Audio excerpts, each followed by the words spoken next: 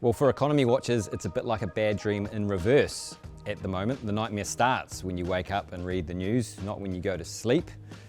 We're in a full-blown trade war, and people are talking about uncertainty, people are talking about volatility. The only real certainty is that the global economy is going to take a decent hit, and we'll probably see that impact New Zealand economic growth as well. Now, of course, there is a role for interest rates in all of this, in trying to buffer what has been a relatively fragile economic recovery in New Zealand to date, as well as this big shock that we know is coming down the pipe. So on cue, we had the Reserve Bank step up today and deliver the expected 25 basis point cut in the official cash rate. That takes the cash rate down to 3.5%.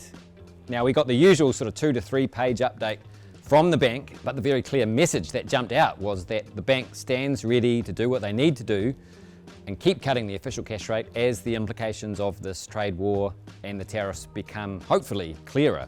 Now, all of that was largely in keeping with what we had expected going into today. We haven't changed our interest rate forecasts. In fact, we've had a forecast for some time that the ultimate low in the cash rate would be down at 2.75%. That's actually been amongst the lowest forecast in the market. Would imply another 25 basis point cuts to the official cash rate from here. What we have seen over the past week is that market pricing and some other forecasts have come down to that 2.75% level. And what we're saying today for the first time actually is that the risks now are probably tilted to the downside of that view rather than up. But it means there is probably a silver lining in all of this for fixed mortgage rates.